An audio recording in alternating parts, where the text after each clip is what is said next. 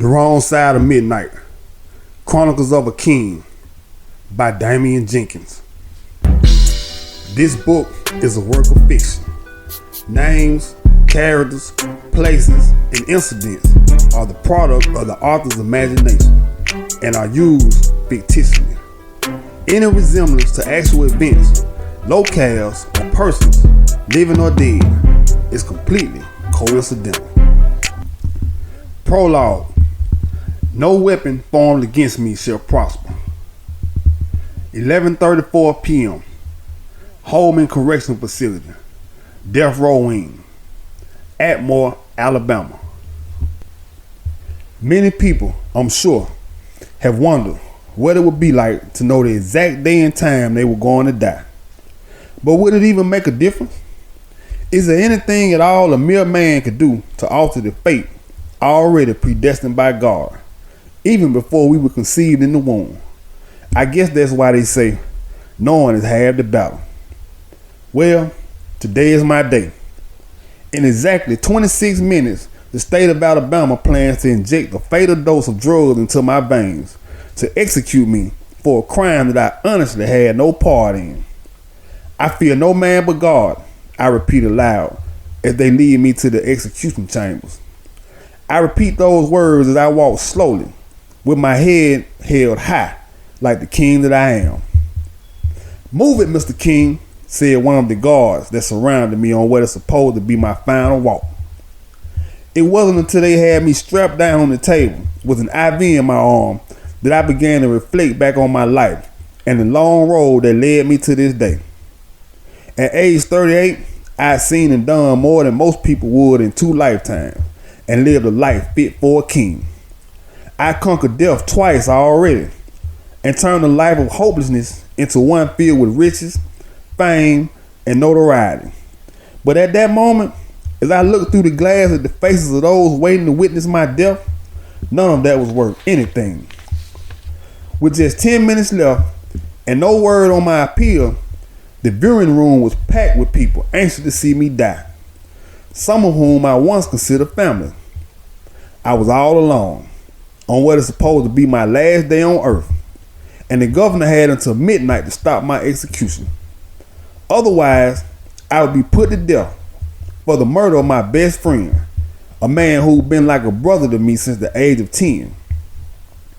As I neared my final minutes, I turned my head to face my accusers with no fear, no remorse, and no regrets. My life, if it ended now, had been all I dreamed and more. At the time of my unfortunate fall, I had reached the height of my career as a world-famous rap star, with millions of fans and followers who still held strong to the hope that I had survived what was being labeled by the media as an attempt to assassinate the king. And as I continued to pray, asking God to forgive me for allowing my pride to cause me to think my success was my own, my eyes came to rest on my biggest accomplishment ever. The 2 kids I had brought into this world, who I knew would carry on my legacy. But before I could dwell on the thought any further, the shrill ringing of a nearby telephone pierced the silence in the small room. It was midnight, straight up, and the injection was supposed to stop the moment the call was answered. It was the moment of truth. This could mean only one of 2 things. Either the governor was signing a last-minute stay of execution, giving me more time to fight for my life, or he was giving the order to continue with my death. So I closed my eyes and continued praying to God, because only he knew and could control what would take place on the other side of midnight. Chapter 1.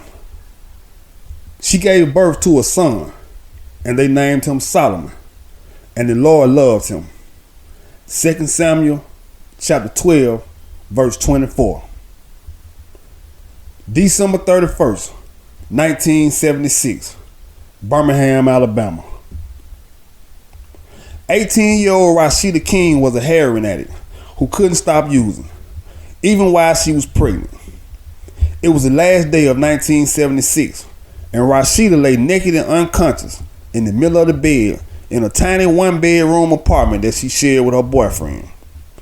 Rashida had overdosed on heroin and was 7 months pregnant with a baby boy who now seemed to have a slim chance of entering this evil world alive. When David, who was the father of Rashida's unborn child and also a heroin addict, returned from buying more of the deadly drugs, it was nearly too late. He entered the bedroom and found her sprawled out naked across the bed and foaming from the mouth. Panic took over him instantly. A quick observation of Rashida, with her eyes rolled back in her head as she lay completely still, told David he needed to get her some help immediately. He picked up the phone and quickly dialed 911. 911, what's your emergency? There was silence on the other end of the phone as David just held it to his ear, lost in panic. 911, what's your emergency? The dispatcher repeated, bringing David out of his daze. I need an ambulance, David stammered and stumbled with his words as he gave the dispatcher the address and told her quickly of Rashida's condition. What's your name, sir? The dispatcher asked David. And what's your relation to the victim? There was once again silence on David's end of the phone. David had suddenly gone from panic to fear as he thought about the problems he'd have if he was still around when the cops arrived. He still had 18 months left on his parole, and being in a house where drugs were being used was a definite violation of his parole. He quickly hung up the phone without giving any more information. He took one last look at Rashida and quickly left the apartment, hoping they'd arrive in time to save her and their baby. There was nothing more he could do. David truly cared for Rashida and their unborn child, but the way he saw it, he wasn't about to go back to prison for anybody.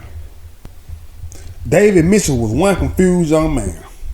Trouble seemed to have followed him the entire 22 years of his life. He'd been back and forth to the detention center as an adolescent, and then prison once he became of age. It was when he got out of prison, after serving 2 years on a drug charge, that he met 16-year-old Rashida. Her body and mind were much more mature than her 16 years. And when they met, David was 20 years old, while Rashida had claimed to be 18 years old at the time. She was very streetwise, but was no match for David, who'd been using heroin since the age of 12 and living on his own since he was 15. But as they spent more time together, it wasn't long before David had Rashida injecting heroin into her veins as well.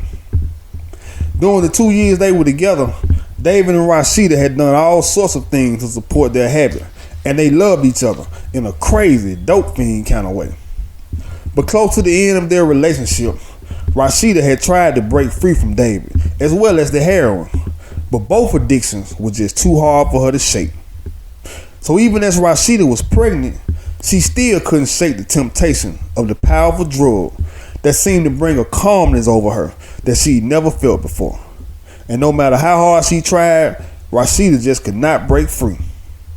So when they rolled Rashida into the emergency room of Caraway Hospital, she was still unconscious and barely hanging on. They lost her twice on the way to the hospital, and she was immediately taken into the emergency room. Based on her vital signs, the doctors didn't expect her to make it, so saving the baby was their top priority. His chances were slim as well, but Dr. Austin was determined to at least try his best to give this unborn child a chance at life. He was the youngest physician at Caraway, and by far the best. So, if this baby stood even the slightest chance of survival, he was in the best of hands. Dr. Martez Austin knew well what it was like to be placed in dangerous situations by circumstances that were created by others. He was the youngest of 3 sons, raised by a single mother who did whatever she had to do to take care of her kids. His 2 older brothers, both into drugs and several other crimes, were the only father figures he'd known. His family was not the Cosbys by far, but they had each other, and that was all they needed back then. But when the young doctor was just 12 years old, his entire family was torn apart by one tragic incident. One night, while young Martez was over a friend's house playing video games, death came knocking at their door. His older brother was killed at the age of 20 when someone pulled up and shot him in the head right in front of their mother's house. And with his oldest brother dead, his mother was also arrested and charged with drug trafficking after the cops searched the house and found several large amounts of cocaine and guns. And that next day, his other brother was picked up for murder after supposedly taking the law into his own hands by killing the guy who was said to be responsible for their brother's death. And when the dust settled, Martez's mother got 20 years for trafficking drugs, and his brother got life for murder. The state took custody of 12-year-old Martez, and he was eventually placed in the care of a loving, middle-aged couple who had no kids of their own. His foster parents treated him good and loved him as if he was their own, but he thought often of his mother and brother, and he would write to them both regularly. By no fault of his own, Martez was dealt a bad hand as a child, but he was still determined to excel in spite of his circumstances.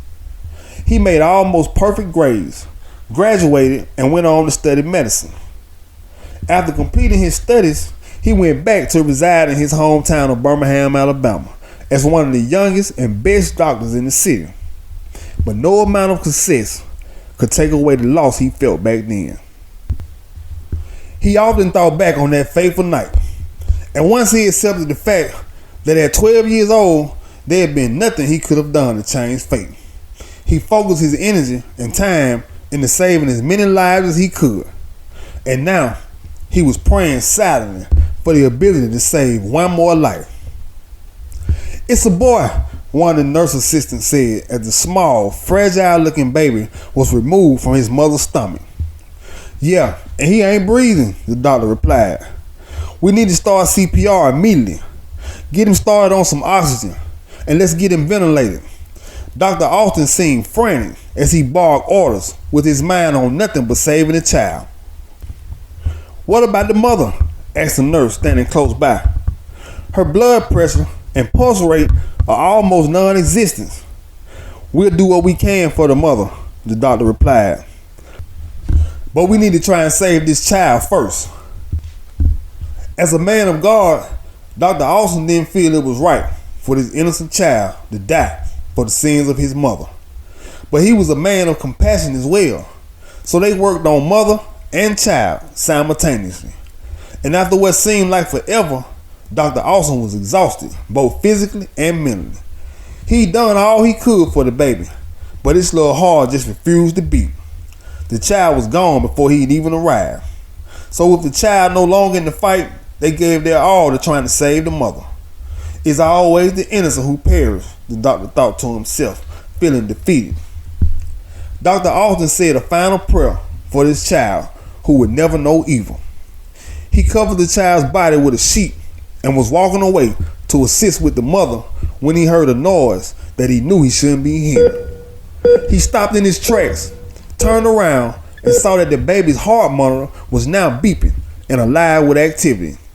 So when Dr. Austin pulled the sheet from over the baby, he was surprised to be looking into a pair of brown eyes that were fully alert and staring at him as if to say, "Why are you so surprised?" It was truly a miracle. Not the first he'd seen, but by far the most extraordinary. And at 12:01, January the 1st, 1977, Solomon King victoriously fought his way into this world. And just seconds later, Rashida King flatlined, leaving this world and all its evils, just moments after her son had arrived. Chapter 2. The thief comes only in order to steal and kill and destroy. But I came so that they may have life and have it in abundance. John chapter 10, verse 10. The first 4 years of my life, I mostly spent going back and forth between the hospital and 7 different group homes. Nobody wanted to adopt a premature born heroin addict who stayed sick. So I was destined to be a ward of the state. No parents, no known relatives, and no one who cared whether I lived or died.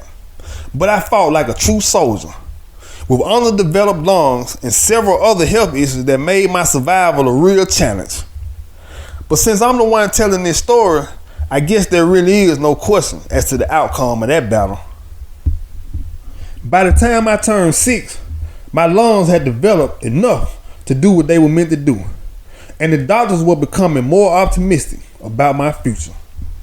It was during this time that I was surprisingly adopted by a married couple in their mid-30s who had no kids of their own and were well established in an upper middle class kind of way. My new mom, Mariah, was an accountant working for the hospital, and my new dad, Martez, was some kind of big time doctor, I heard. But it wasn't until a couple of years later, actually the day after my 8th birthday, that I found out my adopted father was the very same doctor who delivered me from the stomach of my dying mother and then saved my life. I sat and listened as he told me the whole story, how he'd given up after doing all he could to get my heart to start beating. And as he spoke of how my heart had miraculously started beating, I saw a tear roll from his eyes, and I could tell he was reliving the moment. A moment I had no recollection of. But when he told me that story, our bond began to grow even stronger than it already was. My life was finally starting to seem normal. About a year after adopting me, Tez and Mariah had their first child after years of unsuccessful attempts. Junior was the spitting image of his father, and at first, I began to think they would no longer want me, now that they finally had the child they had always wanted, their own flesh and blood. But nothing changed. Tez, though I still hadn't gotten to the point of calling him dad, never treated me any different or loved me any less than he did his own flesh and blood. And neither did Mariah at first. "So what time I'm picking you up this evening?" Ted asked me, just as we turned into the parking lot of my school. "I get out of detention at 4:15, I replied, as I shifted in my seat and turned to face him. "But I can walk home." "Yeah, right," Ted said sarcastically, before giving me that look of his, with his lip turned up, that always made me feel like I had just said something stupid. The school I attended was less than 2 miles from the house, but Ted still insisted on dropping me off every morning and picking me up every evening. "I'll be here at 4:15, said Ted as I got out of the car. I was kind of laid back at school and didn't do much mingling, except maybe with a few kids I knew from the neighborhood. I'd always been a fast learner, so I did extremely well and made excellent grades in all my classes. But I had a very quick temper and was easily angered, which is why I had to stay in detention for the day. My English teacher, a white man named Mr. Newman, had the class to write a 1-page report on what we wanted to be when we grew up. So as I was leaving class the day before, he stopped me and gave me my paper back. "You can do better than this, Solomon," he said as he returned the paper. "What's wrong with it?" I asked in a serious tone. I knew I had done a good job because I had taken my time and wrote a full page about how I wanted to play in the NBA one day. I made sure all my capitalizations and punctuations were in order, so I couldn't see what was wrong. "I just think you can do better than that," was the only response Mr. Newman gave before he went back to grade his papers on his desk. "Do it over," he demanded, without even looking up from the pile in front of him. "Man, you can just grade it like it is," I replied. "I ain't doing it over." And with that said, I dropped the piece of paper on the desk and walked out of class, leaving Mr. Newman wide-eyed as he screamed something about detention as I was leaving. So here I am, sitting in after-school detention, along with 12 other students. It was supposed to be an hour of quiet time, but with the teacher absent from the class during the last 15 minutes, some of the students became loud and unruly. My plan had been to finish up my homework in detention, so I wouldn't have to do it when I got home. But that plan was quickly detoured when a wad of paper hit me in the back of the head. I turned in my seat and stared right into the face of Tim, a 6th grader who walked around the school every day like he was the biggest and baddest kid in the school. He was always doing something to terrorize the other students, but lately he seemed to have a special interest in me for some reason. Maybe it was my quiet, laid-back demeanor, or the fact that I was still abnormally small for my age. But whatever the reason was, I knew it would eventually come a time when the two of us would clash, and I was in no way looking forward to it. But I wasn't about to back down from it either. I don't think an ounce of fear ran through my little body from the day I was born. "You got a problem, Tim?" asked, as he stood up and fixed me with a challenging gaze. "Yeah, you need to watch where you throw that paper," I replied, trying to remain calm. "And if I don't, what you gonna do?" Tim was now towering over me, causing me to think twice about entertaining this 12-year-old who was twice my size. "What, you gonna run and tell your daddy?" His last remark was followed by an annoying laugh. The teacher returned to the classroom and ordered everybody to quiet down and take their seats. But I read Tim's lip with a clear understanding as he quietly mouthed the words, "I see you out of class." Now this was a confrontation I knew was inevitable, though I had hoped I could avoid for as long as I could. We were dismissed from detention at exactly 4:15. I quietly picked up my book bag and joined the other students as we eagerly left the classroom. Now it wasn't my plan to initiate a fight with Tim, and as I made my way through the crowded hallway, I was beginning to think that he'd changed his mind. I was almost to the door when someone bumped into me from behind, and I knew instantly that it was no mistake. When I turned around, Tim and the two younger boys that always followed him around were standing there looking like they were ready to tear me apart. With the hallway being somewhat crowded, several students stopped in anticipation of a fight. But not wanting to back down, I stepped toward Tim just as another boy who was close to Tim's side stepped between us. "I hope you don't think y'all about to jump him like you do everybody else," said Midnight, who lived a few houses down from me in my neighborhood. "This ain't got nothing to do with you, Midnight," Tim replied as he fixed Midnight with a cold look. "It got a lot to do with me. If all three of y'all try to jump him," Midnight shot back. The two of us wasn't exactly friends at the time. I mean, we shot ball at the park together a few times and ran into each other at the store from time to time. But at that moment, he was the best friend I had. "Yeah, you right," said Tim as he moved closer to me, now just inches away. "I don't need no help." He moved his two flunkies off and continued to run his mouth while I was building up the nerve to hit him in it. He don't weigh but about 50. That was as far as he got. My fist connected with his lip at about the same time the word pounds would have come out of his mouth had I not interrupted. It was at that moment that all the loud talking and laughing in the hallway came to a complete stop, and it was so quiet you could hear the flies buzzing. I saw Midnight, my neighbor from down the street, standing to the side watching me with a smirk on his face and looking as if he was ready to intervene if anyone else got involved. My thoughts quickly went back to my group home days, where being able to fight was almost as essential as eating. A 12-year-old named Marty taught me a few fighting techniques because he was tired of seeing me get picked on by the bigger kids because I was so much smaller and real quiet.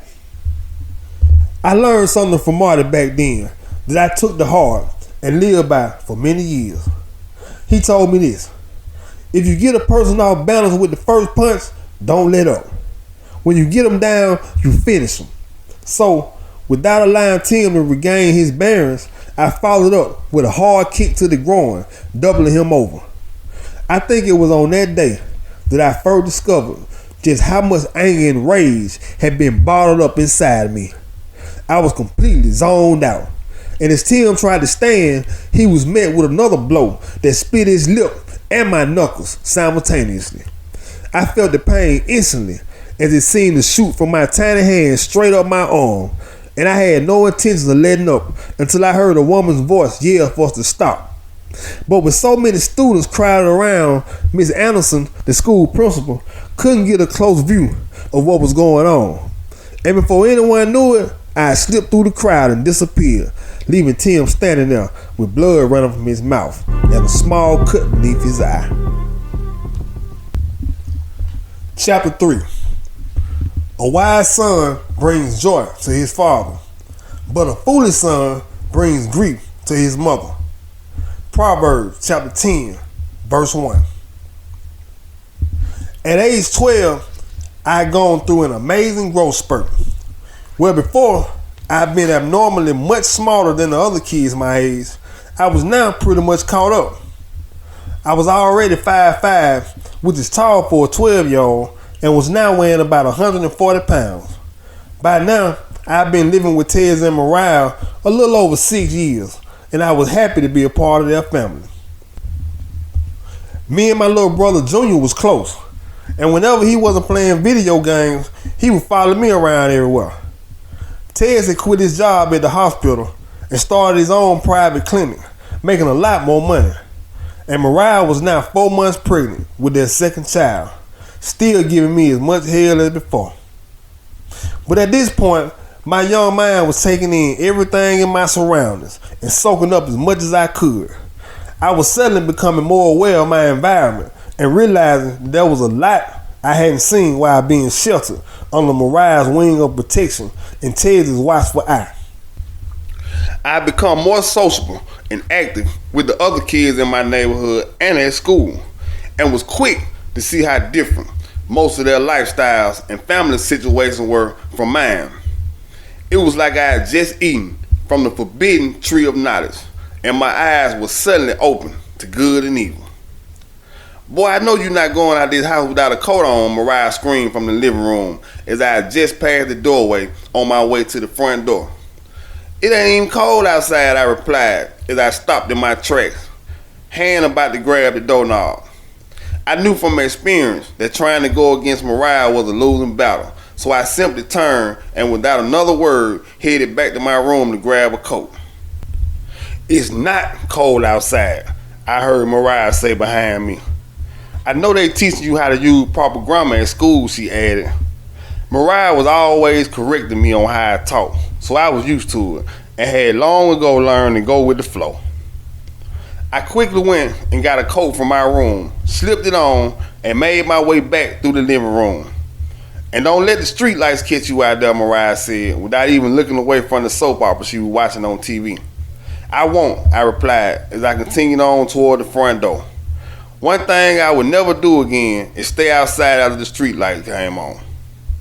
The last time I did, Mariah got in her car and drove all over the neighborhood screaming my name at the top of her lungs until she finally found me at the corner store playing video games. But the teasing and joking from my friends as they mimicked Mariah screaming my name was to me far worse than the 3-day punishment I got from Mariah.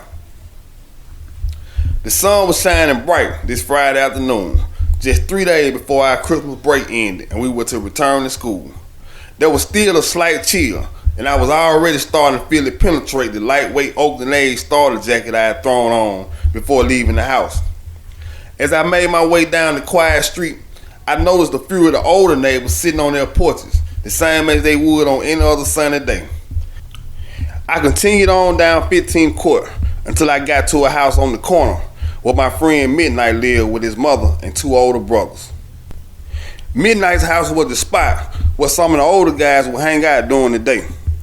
Their mother was a house sitter and worked 12 hours a day, 6 days a week, so she was mostly gone during the day.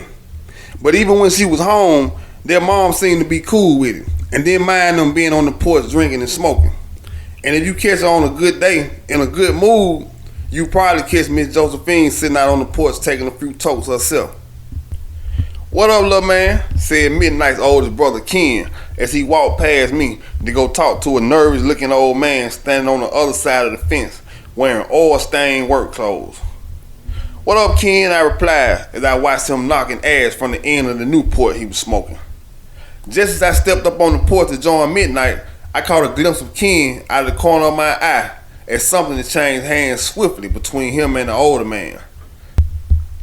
"I thought I was going to have to come make your bun," Midnight joked as soon as I joined him on the porch. He and his brother stayed teasing me about how Mariah tried her best to keep me on a tight leash and monitor my every move. She wanted to know where I was going, who I was going with, what time I was coming back, and who else was going. Ted gave me a bit more leeway, but would often lecture me about making the right decisions and not being influenced by what others were doing. "Man, you gotta check out this Ghetto Boy tape I got from my brother," said Midnight as he removed a pair of small headphones from his head and passed me the Walkman cassette player he'd been listening to when I walked up. And just like that, No sooner had it set touched my hands, Midnight was running off into the house. Midnight, whose government name was Alondre Morgan, was older than me by 3 months and 1 second. Where I was born on January the 1st, 1977 at 12:01 a.m., Midnight was born on October 1st, 1976 at 12 o'clock midnight, which was part of the reason his grandmother had started calling him Midnight. The other reason was because he said he was as black as midnight, referring to his dark skin complexion. He always seemed to be a bit hyperactive at times, and often made sudden and sporadic moves with no warning, like the way he just passed me the Walkman and headphones, then took off into the house. I immediately placed the headphones over my ears and pressed play. I was instantly drawn in by the groove of the deep bass that accentuated the gangster rap lyrics of Scarface, Bushwick Bill, and Willie D of the Ghetto Boys. I become fascinated with the art of rap music as far back as my days at the group home, when some of the older boys would be blasting LL Cool J and Run DMC from their boom boxes. But since then, hip-hop, as we know it, had revolutionized entirely. "Let's roll, King," said Midnight as he reappeared on the front porch, sliding his arm into a thick purple and gold LA Lakers bomber coat. "Where we going?" I asked as I reluctantly gave him the Walkman back. "I get to the store to play some Miss Pac-Man," he replied. "It's either that or we sit around listening to these drunk fools all day." As we were about to leave the house, Midnight stopped to talk to his brother Ken, who to me seemed to carry himself like he was the head of the family. "Let me get some money," Midnight asked his brother in a tone that sounded more like a demand than a request. And with no hesitation, Ken reached into the front pocket of his jeans and pulled out a large roll of bills. He peeled off a $20 bill and gave it to his little brother. "Bring me back a box of baking soda and some salmon bags," Ken said to Midnight. Midnight quickly took the money from his brother's hand, and we began to climb the steep hill that would lead us to the neighborhood corner store. Ever since that day 2 years ago, when Midnight stopped those other boys from jumping me at school, we began to develop a friendship that would go stronger and last many years. No words were exchanged between us that day after the fight, as I had disappeared quickly and swiftly afterwards. But that next day, I ran into Midnight as we were both entering the cafeteria at the same time. "What up, Lil Rocky?" I heard from a voice to my left as I was going in the door. When I turned around, I saw Midnight coming in right behind me. "Boy, you pack a mean punch to be so little," he said with a sly grin on his face. As we moved up in the line, we talked and laughed about the events from the day before. I found Midnight to be a very energetic and hyper kid, and his conversations were always animated. Once we were sitting at a table, he told me Tim had got suspended by himself because he was too embarrassed to tell the principal that he'd gotten beat up by a boy 3 times smaller. As me and Midnight continued talking and being around each other over the next 2 years, I found him to be very knowledgeable about a lot of things a 12-year-old shouldn't, and my young ears were wide open to this new source of information. We'd been at the store for nearly 2 hours, going from one video game to another until we played all 3 of the store's games at least twice. 3 girls that we went to school with walked in the store just as I was finishing a game of Miss Pac-Man. I looked up just in time to meet the watchful eye of Renita, who was a grade ahead of me and was also Midnight's first cousin. Our eyes locked briefly, and she smiled before continuing on to follow her 2 friends as they headed toward the back of the store. "How long you and Nene gonna keep on acting like y'all scared to talk to each other?"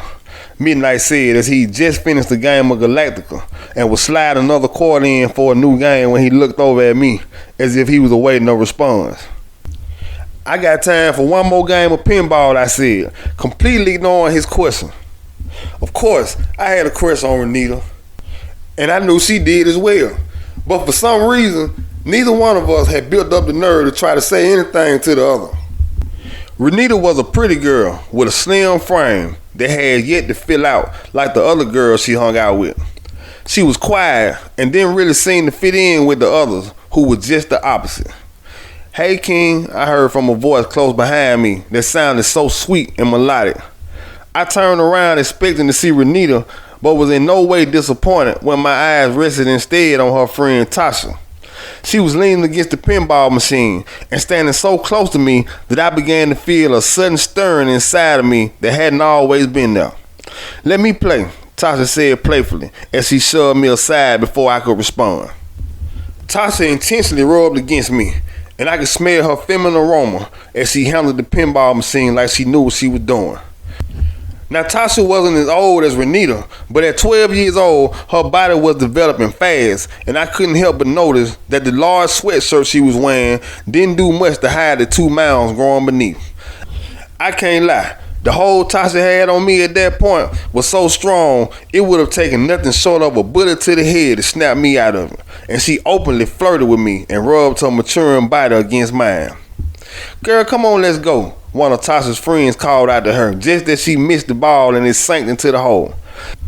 "Bye, King," she said in that sweet sing-song voice as she returned the control so I could play the last ball.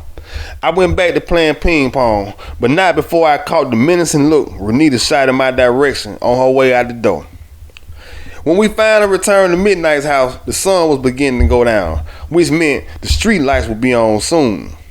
Midnight's brothers, along with 3 other older guys, were still sitting out on the porch drinking and smoking. It was obvious they were all drunk because they were extremely loud as they argued about basketball and who was predicted to win between the Lakers and the Pistons on Sunday. "When you gonna let me check out that Ghetto Boy tape?" I asked Midnight as we prepared to part ways. Me to go home, but with Midnight, you never could tell where he ended up. "Maybe I'll let you check it out when you stop acting like you scared of these brawls," said Midnight with that evil smirk on his face. "Next time my brother take me to the strip club, I'ma tell him to let you come with us. If that don't break you from that scared shit, then it ain't no hope." "I'm down with that," I replied quickly, not wanting to give any clue that I didn't know what the hell a strip club was at 12. But it sounded like fun, and I was down with it simply because I seemed to be so far behind my peers, while my partner seemed to know everything about everything. "So what is a broad?" I asked Midnight. "I don't know," he replied matter-of-factly, and we both bust out laughing. "I be hearing my brother say it, so it gotta be cool. I know it got something to do with a female." In Midnight's mind, anything his brother said or did was cool. They were his only role models, and he mimicked the things they said and did so much that he was just a younger version of both of his brothers put together. "Here, you can get this," said Midnight as he passed me the Ghetto Boys tape. "I'm going around Keisha's house in a few minutes anyway when her mom go to work, so I ain't gonna need it." That smirk returned to his face as I began to make my way down the street to my house. I made it to the house just as the street lights began to flicker. As I approached, I was met by Tez, who appeared to be leaving back out. "Let me ride with you," I asked Tez, not ready to go in and face the grouch that Mariah had become while going through her second pregnancy. "You can't ride with me this time," Tez replied in a serious tone. "Maybe we can do something tomorrow." I was just about to ask if he was still taking me and Junior shopping when Red, one of the older guys that I had seen often hanging with Midnight's brothers, walked up and approached Tez just as he made it to his car. "What up, Tez? I hear Big Ronnie coming home in a few days." Red and Tez's older brother Ronnie had been best friends before Ronnie went to prison. "Yeah, I'm going to pick him up Monday morning," Tez replied as he stood beside the driver's door to his car. "You want to ride down there with me to pick him up?" he asked Red.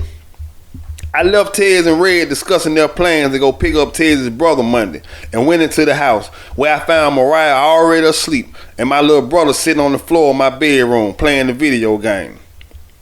Junior was so engrossed in the race car game he was playing that he didn't even look up when I came in, so I didn't bother him. I stretched out across the bed and let my mind drift off to a place it had gone to quite a lot lately. But today, those thoughts have been inspired by the sudden closeness of a pretty girl named Tasha, who was well developed for her 12 years and had a mind just as mature as her body. Chapter 4. To say to the captives, "Come out," and to those in darkness, "Be free." Isaiah chapter 49, verse 9. Monday morning, I was awakened by someone banging loudly on my bedroom door. The banging continued until my eyes came fully open, and I figured it was my little brother banging on the door. It wasn't locked, but I had gotten on the junior so many times about bursting into my room without knocking that he got into the habit of knocking until I answered, which was just as annoying. "Come on in, Junior," I yelled out as I forced myself to sit up in bed. My 6-year-old brother came bursting through the door.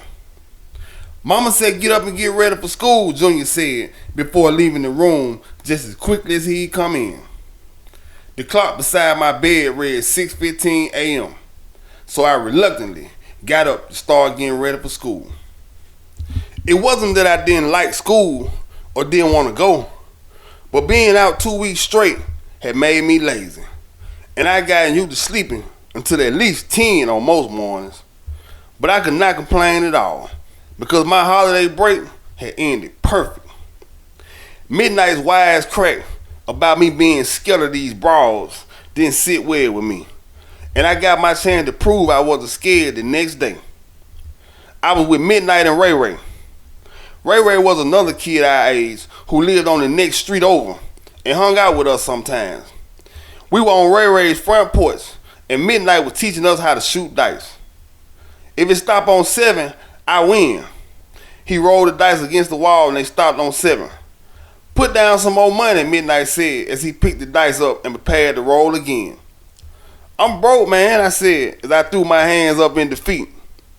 And when I turned around, I was standing face to face with Tasha, and she was standing so close that all I had to do was lean forward a half an inch and our lips would be touching.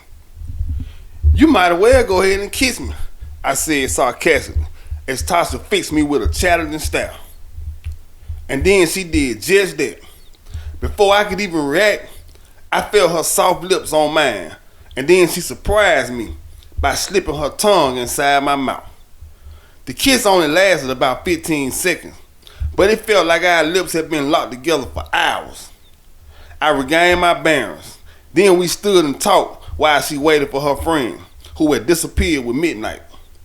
They reappeared about 20 minutes later from around the side of the house, and before the girls went back across the street to Keisha's house, Tasha invited me to come along with Midnight later that night when Keisha's mother was going to work.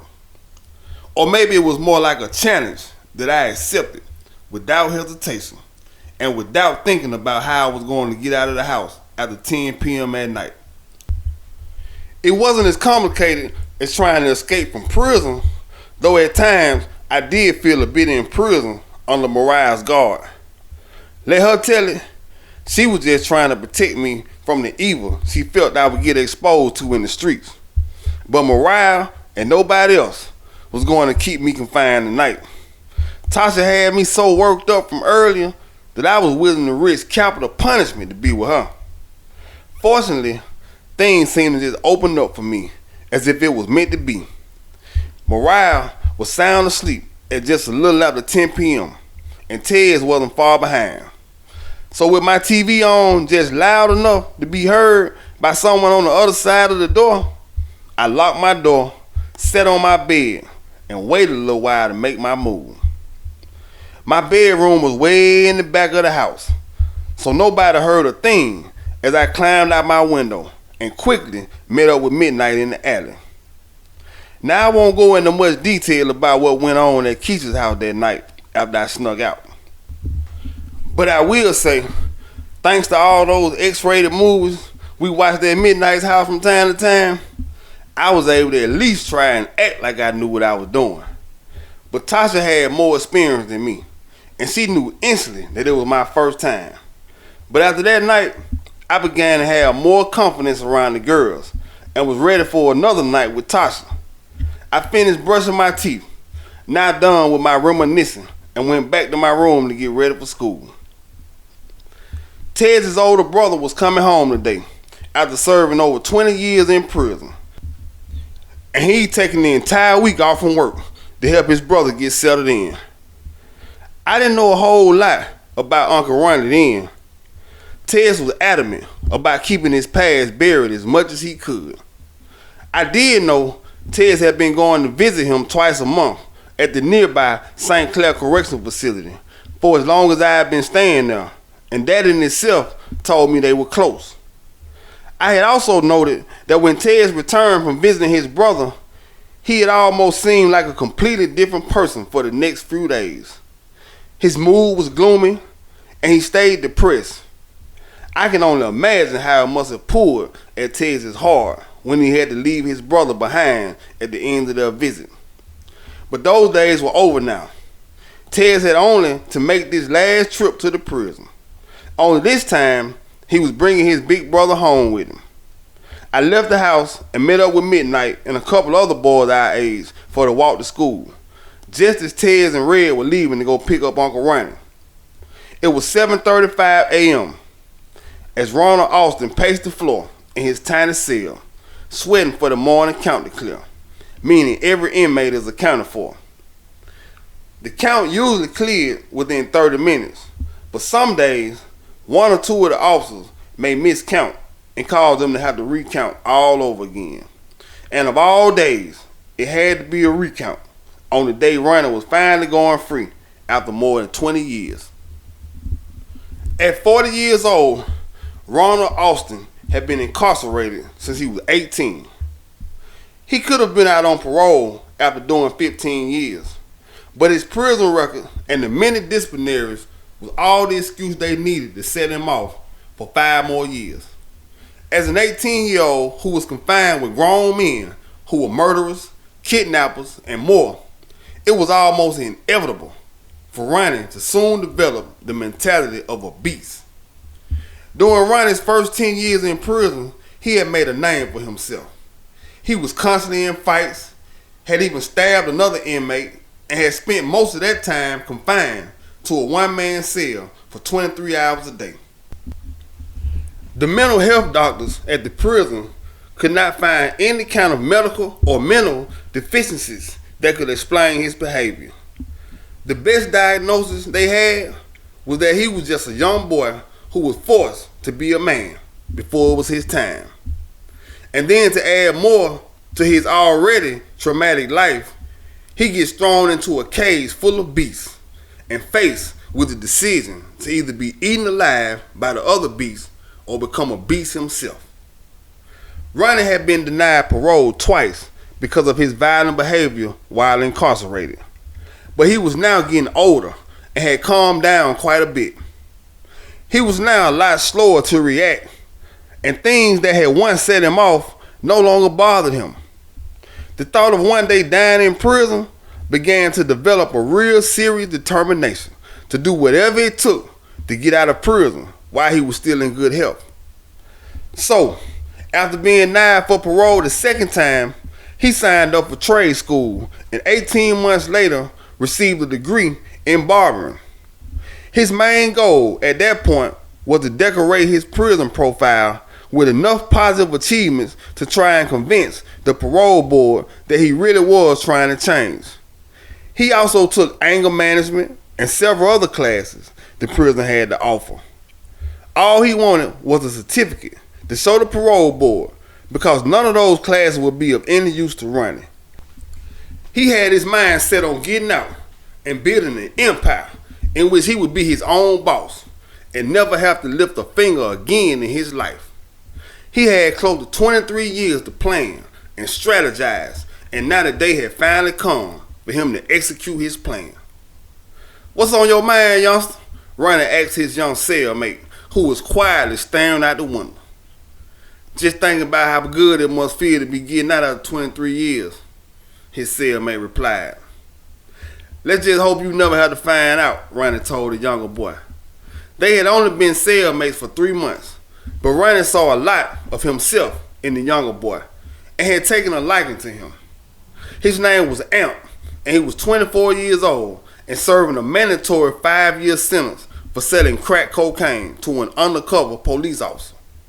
The two of them talked and shared a lot of their personal history in the cell, and Ronnie learned a lot from listening to the younger boy talk, especially when he talked about this new drug, crack cocaine, that had taken the streets since he'd been gone. "Count clear," the officer yelled from the cubicle. "Well, youngster, I'm out of here." Ronnie got up, grabbed the only personal property he would be taking, a brown paper bag that contained some family pictures and 2 address books. Everything else, all of his store goods and hygiene items, he left all that with Amp. You got my number, so hit me up in a day or 2. I may have a job for you by the time you get out. They bumped fists, then Ronnie exited the cell, which was still home to Amp for another 3 years. So what you plan to do when you get out of here? Asked Officer Morton, as he escorted Ronnie to the infirmary to be processed out. Officer Morton was one of the many officers who had always respected Ronnie. Ronnie glanced over at the officer walking beside him, who was 10 years younger than him, but looked to be about 10 years older. Let's just put it like this, Ronnie said. In a year from now, I'm either be rich or dead. Sound to me like you going back out there to do the same thing that got you in here. The officer removed a set of keys from his belt and unlocked the cage that led to the infirmary. Nah, murder ain't part of the plan, but it can happen, Ronnie replied with a laugh as they entered the infirmary and made their way toward the back where the nursing station was located. Whatever you do, just don't come back to this place, the officer replied. Not really knowing how serious to take Ronnie, because he seemed to be serious all the time. You could never tell when he was joking, not even when he was laughing. That ain't part of the plan either. This time, Ronnie wasn't laughing at all, leaving no doubt as to his seriousness. Rich or dead, he emphasized. Those are the only options. I got one going home on parole, the officer said to the nurse on duty once they reached the nursing station. His name is Ronald Austin. Just a second, let me get his chart, said the nurse. The nurse was a 26-year-old female who had been working at the prison about 6 months, but looked as if she should be starring in a movie instead of working at a prison. She cut her eyes at Ronnie as she took off down the hall to receive his medical file. His eyes were glued to her round and shapely backside as she put an extra twitch in her hips for his benefit. Within minutes, the nurse returned, carrying a thick file that contained Ronnie's medical history for the entire time he was in prison. As she made her way back to the desk, Ronnie could not help but admire the way the dark blue scrub she wore hugged the curves of her luscious body. Have a seat over here, Mr. Austin. You don't have any serious medical issues, the nurse said after scanning his file. I just need to get your vitals and have you sign some papers. She began to fidget with some papers in front of her, trying not to let Ronnie's penetrating stare affect her. Anything you want, Ronnie replied in a tone that suggested there was more to his statement. Yeah, I bet, she said with a smile. Portia Alexander, or Miss Alexander, as she was known by the inmates that she treated or issued meds. She was accustomed to Ronnie's outright flirting by now. It had become sort of a tradition of his to flirt with her in some way each time he came to the window to get his medication. There was one time when he leaned close to the window as he got his meds, and in that deep baritone voice of his, he said, I'm gonna come find you when I get out of here. Lots of inmates flirted with her daily, but she had to admit to herself that if the situation was different, she may have given in to Ronnie. The woman in her could not help being attracted to this tall, chocolate, well-built, and mild-mannered man sitting before her. All done, Mr. Austin, and you try to behave out there, she told him when she was done. Here's your check, Ronnie, said Officer Davis, the female CO who ran the ICS office, which handled transfers and discharges, among other things.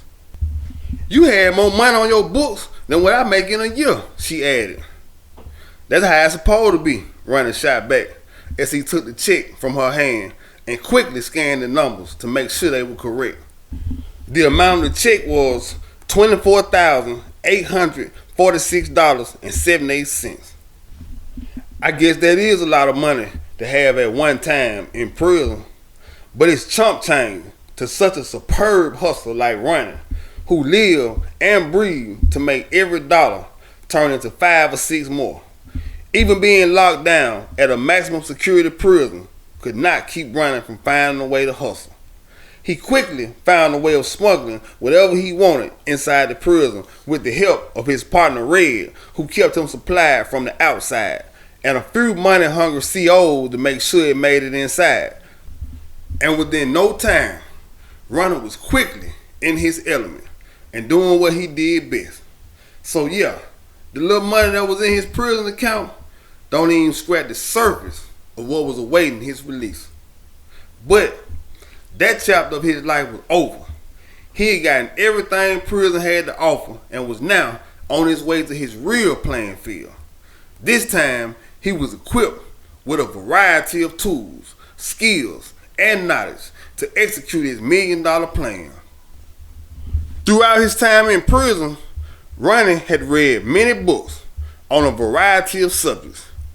He had been just out of high school when he went to prison, so his high school diploma opened doors for him to earn a business degree while still incarcerated. It had taken him 2 whole years to complete the correspondence course that he paid over $30,000 for himself with money he made selling heroin, weed, and other drugs he could smuggle into the prison and sell at 5 times its street value.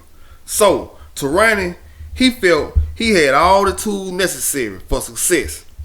He would never be more ready, he thought to himself as he stepped out into the cold morning air. He breathed in his first smell of freedom and fresh air. He took a good look out into the parking lot and instantly spotted his little brother Tez and his best friend Red as they both stood in front of a shiny black luxury car. Chapter 5. The Lord made him prosperous again and gave him twice as much as he had before. Job chapter 42 verse 10. I heard your Uncle Ronnie coming home from the pen today, Midnight said, as we were walking home from school that evening. Yeah, they went to pick him up this morning, I replied. My brother say your Uncle Ronnie was the man around here at one time. As we talked, we continued to walk the train tracks along with several other groups of kids taking the same path as us. They say he had the whole hood on lock, Midnight added, with the hint of admiration in his voice. We got off the train tracks and were back on the main road that led to our street. During the entire walk home, I listened as Midnight talked about my Uncle Ronnie, who according to Midnight's brothers was the first person they had heard of who had become a millionaire before the age of 18, as Midnight called him. From what Midnight was saying, it seemed to me Uncle Ronnie was something like a legend in the streets, or more like a myth to the many young men and teenage boys who had heard but had never actually met him. We finally made it to 15th Court, and as soon as we walked up the block, I instantly picked Uncle Ronnie out of a crowd of 7 men who would gather on Red's front porch directly across the street from our house. Other than the fact that the other 6 men were all gathered around him, his confident demeanor seemed to demand respect as he stood in the center of the group, puffing on a Black & Mild cigar. Plus, I noticed right away that he held a strong resemblance to Tez, but he was only a bit taller. Come here, youngster, Red called out to me just as I was about to approach our house. I changed directions and headed toward Red's house, with Midnight close on my heels. When I joined the group of men, which included Uncle Ronnie, Red, 2 of Midnight's brothers, and 3 other much older men who I had never seen before, I was taken aback by how much bigger Uncle Ronnie was up close. He was at least 6'9" and weighed a solid 285 pounds. He had broad shoulders and the kind of frame that could have only come from years of lifting weights in prison. This Ted's oldest boy, the one I've been telling you about, Red was saying to Uncle Ronnie when I walked up. This little nigga here got the heart of a lion, Red added. What's up, youngster? Ronnie said in his deep voice as he reached out and shook my hand. He stared into my eyes for a moment, as if he was trying to see something much deeper that could not be seen on the surface. "How old are you?" he asked, without ever breaking eye contact. "I just turned 13, I replied. "You play in the sports?" asked Ronnie. I told him that I was starting point guard of our school's basketball team and was planning to go to the NBA one day.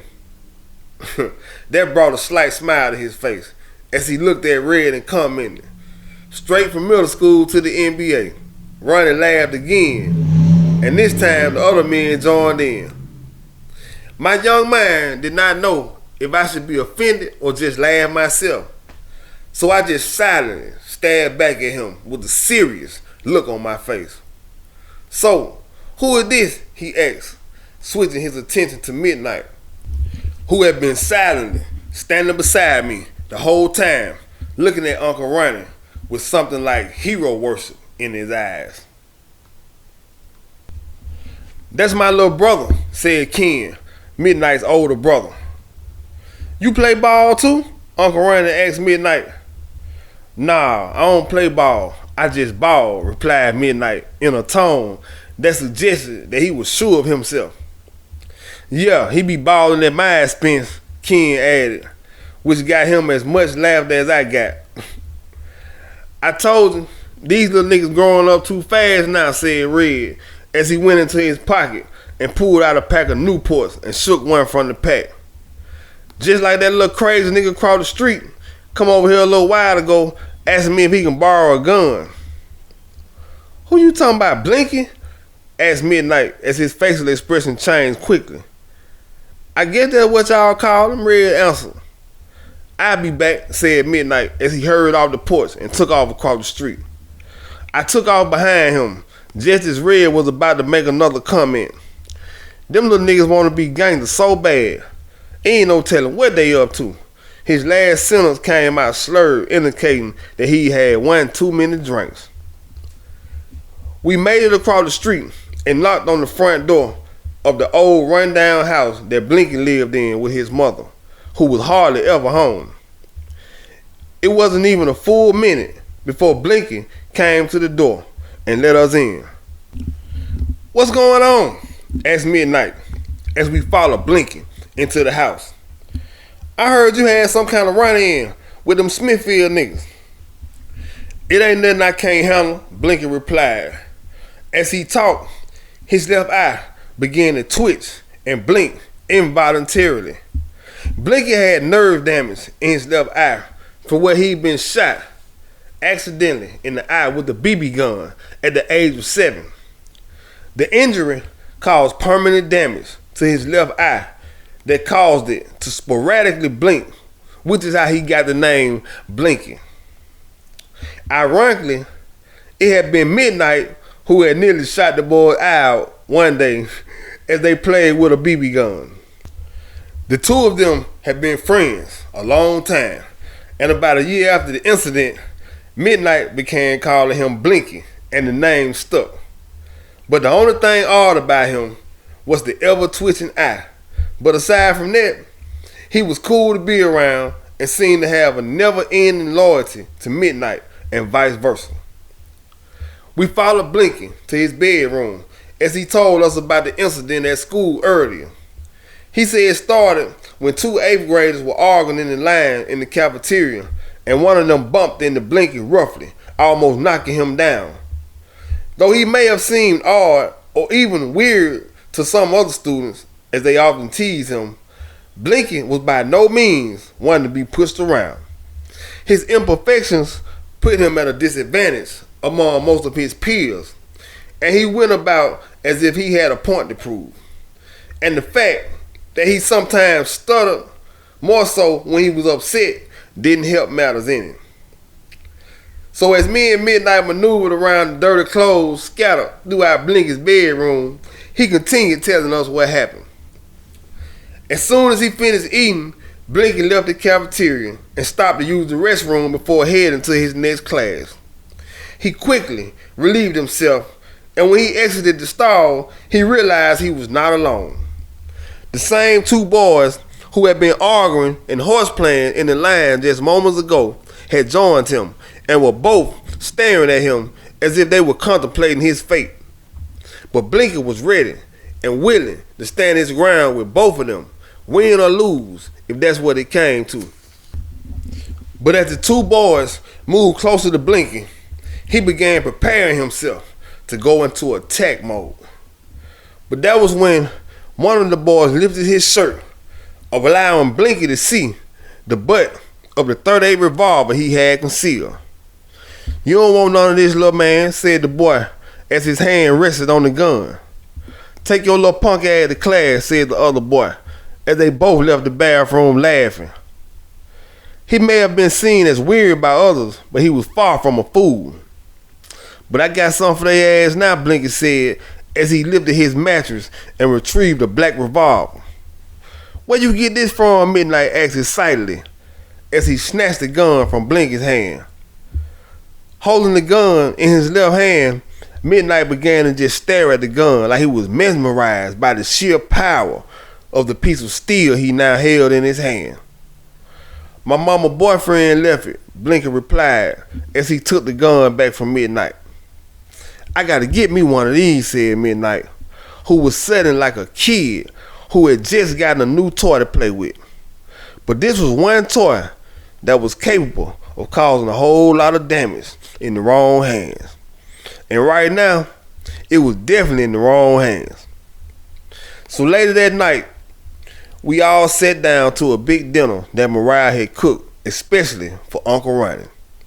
At his request, she prepared steak, baked potatoes, and salad, and a cream and cheese cake that she added to the menu herself. She was meeting her brother-in-law for the first time and wanted to make a good first impression. And judging by the way Uncle Ronnie had completely devoured everything on his plate so quickly, Mariah had assumed the impression had been good. Uncle Ronnie was the first to finish eating, as he had dug into his plate like he was afraid it would run away. I had no idea at the time that it was a habit he had developed in prison, being forced to eat, chew, and swallow his whole meal in under 5 minutes time. Once everyone was done eating, Mariah began to clear the table, while ordering me and Junior to do the dishes. But I didn't complain, because I knew it was her way of giving Tez and his brother some time alone to talk. "So what's your plan, bro?" Tez asked his brother once they were alone in the dining room. "I'ma start me a business. Let it keep on building until I get me an empire," Ronnie replied with conviction. "And how you plan to get the money to start this business?" Tez inquired as he fixed his big brother with the look that said, "You know I know you." "I got about a $500,000 stash," Ronnie replied. "So I'ma use that to get started. Money, that's the least of my concern, little bro." "So what kind of business?" Tedness had started a business of his own a few years ago and was doing well. He didn't know a whole lot about business outside of his own, but he was willing to assist his brother in any way he could. "I got a license in barbering, so I may open up a barber shop, but I ain't decided yet." Though Ronnie already knew exactly what he planned to invest in, he chose not to discuss it with his brother while his family was around. In fact, there was a good chance that he would not discuss it with him at all. But now that they were alone, Tez figured now was as good a time as any to broach the subject with his brother that had been eating at him for years. Ever since their mother had passed away a few years ago, Tez had secretly blamed Ronnie for letting her take the fall and go to prison for a bunch of guns and drugs that he knew belonged to Ronnie. This had eaten at Tez for a long time, and his resentment had continued to grow. He'd go visit their mother and walk away heartbroken from seeing her waste away in the women's federal prison. Then he would visit his brother and walk away with mixed feelings at the end of the visit. There was no doubt that Tez loved his big brother, who had been the only family he had left. Being the God-fearing man he was, Ted prayed continuously, asking God for guidance. And then one Sunday, after delivering one of his most powerful sermons, the pastor stopped Ted as he was leaving the church. "So Martez, how's your mom and brother holding up?" asked Reverend Peterson, who had been the pastor of Sardis Baptist Church since Ted was a child, attending the church with his aunt. "Mom been kind of sick lately," Ted informed him. "And running, he's still running." Reverend Peterson placed a hand on the younger man's shoulder and looked him in the eye before saying, "The Lord put it on my heart to tell you that life is too short. So whatever you do, be sure to love your family while you still can. And cast aside any difference that may be standing in the way of that love." The pastor's statement hit so close to home that Ted found himself following him into his personal office, where he had let out all his feelings. He held nothing back as he expressed how he had been feeling for so long. "I think when your brother comes home, the two of you should sit and face the issues head on. Talk about it and let God do the rest." That had been Reverend Peterson's advice. And now, as Ted sat at the table with his brother, he figured the sooner the better. "I need to ask you a question, Ronnie," said Ted as he fixed his brother with a serious look. "I always wonder why you let Mom take the fall like that." "All I can tell you, bro, is that things just happened so fast." Ronnie went on to tell his little brother, who had fortunately spent that weekend with their aunt and had been out of harm's way, all the things about that night that he had never been told. Details that had been forever branded in his memory. "I'd gone to take care of some business for Mom early that night, and when I returned to the house a couple hours later, the whole street was blocked with cops and rescue workers." Ronnie felt in his heart long ago that his little brother blamed him for their mother going to prison, and in a way, it was his fault. Either way, he knew it was only right that he told his brother the whole story. "I had to leave my car down the street and walk the rest of the way to the house. At that point, Ronnie's face and voice was absent of his usual confidence, and he was replaced with a sadness that could not be imitated. Jermaine's body was still laying in the front yard, and just as I walked up, Mom was being escorted out of the house in handcuffs by 4 officers. So for a brief moment, Ronnie had been frozen with shock as his eyes went from his big brother laying dead in their front yard, and then to his mother in handcuffs. As she got closer, their eyes met, and in that moment of no words, a message was conveyed between mother and son. The look his mother had given him as they placed her in the back of a car had told him with no doubt as to what was expected of him. As a rule, their family didn't cooperate with the law under no circumstances, and the Queen Bee had just given her son the green light to handle their own problems. The sad truth was that Mama was just as gangster as her sons, and from the day she chose this lifestyle, she knew it would come one day that she would end up in the back of a police car, or even worse, in the back of a hearse. After being questioned by detectives for an hour and a half, Ronnie was told he was free to go, but not to go into the house, which was okay with him because at that moment, he had one destination in mind. His brother had been killed by a bullet that was no doubt meant for Ronnie, and he knew exactly who was behind it. Murder was the only thought on his mind as he brought his car to a stop in front of a house in North Birmingham, where he knew he would find AJ, who had once been a runner for Ronnie. When it was discovered that AJ was stealing from Ronnie, he sent a couple of workers to give AJ a message. AJ wasn't home, and the 2 teenagers Ronnie sent had taken it upon themselves to assault the man's girlfriend when she answered the door and informed them that AJ was not home. But what's crazy, Ronnie said, is that I didn't even kill the nigga. He was telling his brother Ted as he continued to explain what happened on that night. He continued to explain to Ted that when he got there, he found the back door of AJ's house unlocked, and without thinking twice, he eased inside, his gun in hand, and made his way toward the bathroom where the sound of running water could be heard. Easing the bathroom door open, Ronnie tiptoed inside, only to find AJ slumped over in the shower with the water still running. He got out of there as fast as he could.